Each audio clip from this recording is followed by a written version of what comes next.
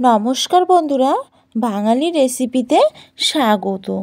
বন্ধুরা, আজকে আমি আমার চ্যানেলে আবার একটা নতুন রেসিপি নিয়ে চলে আসছি বন্ধুরা, সিমাই। বন্ধুরা, আমি জর্দার সিমাই তৈরি করব একদমই ঝরঝরে। বন্ধুরা, প্রথমে আমি একটা প্লেটে সিমাই নিয়েছি। এখন আমি হাত দিয়ে এগুলো ছোট করে টুকরো করে নিয়ে নেব।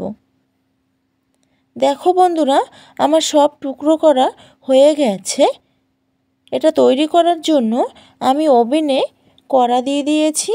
সেখানে আমি দিয়ে দেব বড় চামচের 1 চামচ ঘি, কিছু দিয়ে দেব তেজপাতা আর কিছু এলাচ আর দারচিনি। একটু 5 সেকেন্ডের জন্য এগুলো একটু ভেজে নেব। ভেজে নিয়ে আমি সিমাইগুলো উপরে দিয়ে দেব।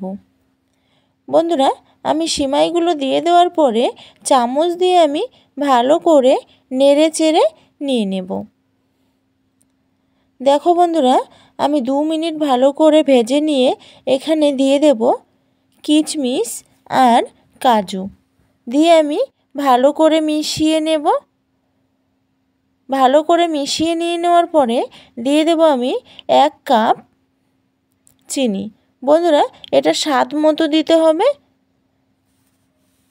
স্বাদ মতো আমি চিনি দিয়ে দেওয়ার পরে ভালো করে মিশিয়ে নিয়ে এখন আমি 1 কাপ দিয়ে দেব জল।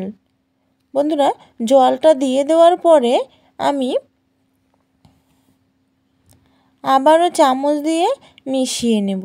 মিশিয়ে নিয়ে নেওয়ার পরে আমি ঢাকনা দিয়ে ঢেকে রেখে দেব 5 মিনিটের জন্য। বন্ধুরা, আমার 5 মিনিট হয়ে গেছে।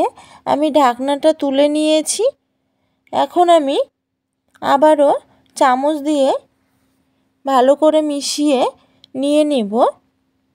আমার মিশানো হয়ে গেছে। এখন আমি এখানে দিয়ে দেব নারকেল গুঁড়ো। বন্ধুরা, নারকেল গুঁড়োটা দিলে পরে সিমাইয়ের স্বাদটা অনেকটাই আসবে আর সিমাইটা অনেকটাই ঝরঝরা হয়ে যাবে।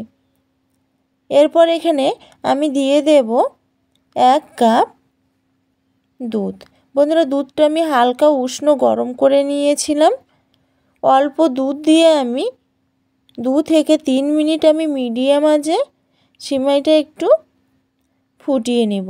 বন্ধুরা, আমার জর্দার সিমাই তৈরি হয়ে গেছে। এখন আমি একটা প্লেটে তুলে নিয়েছি। দেখতেই পেরেছো কতটা ঝরঝরা হয়েছে।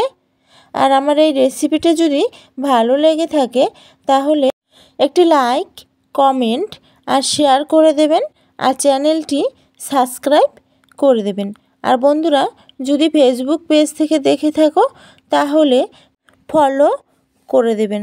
আবার দেখা হবে অন্য কোনো রেসিপির সঙ্গে। ধন্যবাদ।